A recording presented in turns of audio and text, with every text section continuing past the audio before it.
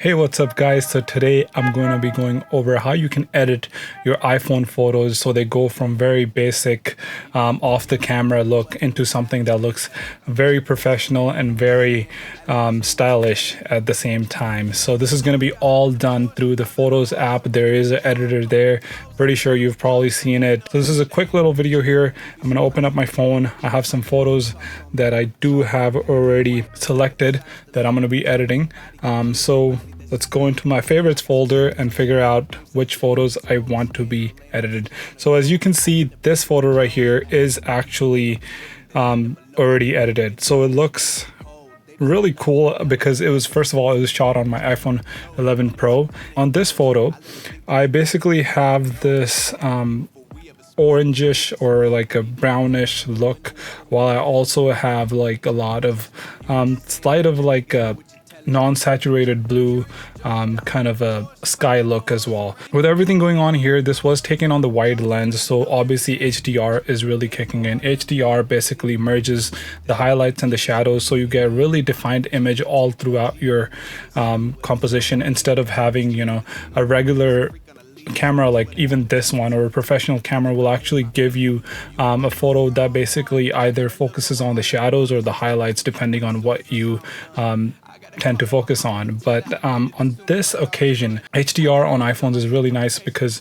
it can kind of create, you know, a mixture of the highlights and the shadows, so it gives out really nice picture details from both ends. So how I've edited this photo is pretty simple. I obviously did not go through the simple auto process. So first of all, you can see exposure. Exposure is basically the simple lighting process. It basically takes the lighting or the exposure of this image to dark to light. Pretty simple as that. So once we do have our exposure set, I can play around with it. I can make it dark, brighter. I usually like to go for a little brighter because it's more attractive to the natural eye and it's easier to, you know, basically see and go through and understand what's going on in your photo. So then we go into brilliance. Brilliance is basically going to add some exposure, but it's also going to add some sharpness to the image. I added a little bit of sharpness because a lot of the parts can be sometimes very blurry, especially on the wide lens. Some of the edges are not as sharp as the center of the image. So this basically makes your whole image sharp and clean. Then we go into highlights. Pretty obvious. The sky, the sun, anything that's basically too lit up will be your highlights. I like to bring them up a little bit so it kind of, you know, still gives that natural look to it, even though this was taken in HDR, and iPhones will kind of, you know, make everything look flat and even. But if you do want this look, you can obviously play around with highlights and you know, give it a certain type of look. And then we have the shadows. Completely the same thing. As I said before, I do like to, you know, make that contrasty look a little bit because HDR will kind of compress all of that, especially if you're using sharpness and stuff. This will actually make your photos a lot more neater. So I do bring the shadows down instead of up, but as you can see, if I go up on shadows, it will actually, you know, increase the shadows exposure, the lighting in the shadows. So it's the same technology, same everything, and you just need to figure out, you know, if that will be a better look or not. At the end of the day, you are the editor. You have control over this process, so make it into your own style, however you like it. So I like it a little, you know, contrasty. Again, contrasty. Next thing we're talking about contrast. I'm going to add some contrast here. Then we go into brightness. This is simple brightness. You're just like adding some, you know, backlight to it.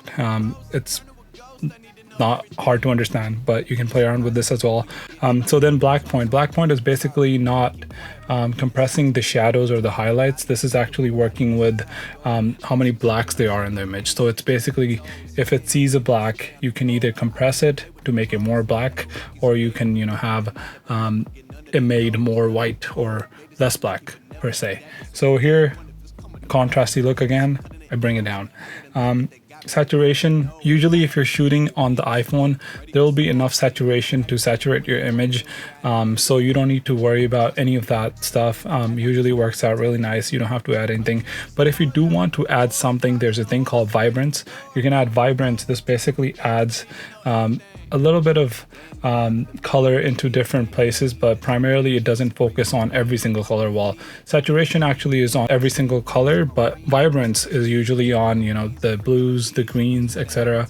But it won't be on like oranges, so that your face tone doesn't ever like get super messed up with it. So you can play around with the vibrance. I usually add just a little bit, not too much, because if you do add too much, what will happen is just becomes like too fake. So as you can see here, the blues were added way too much, the greens were added, but it just doesn't look nice anymore. It just looks very cheap.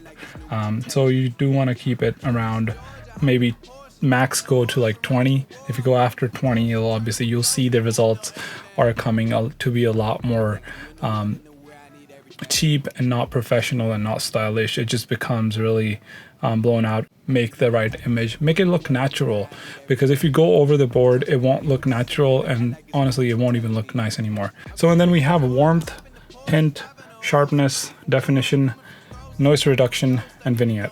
You can use these things. I primarily don't need them because I added something else, and this is one of the ways you can actually save some time while you're editing.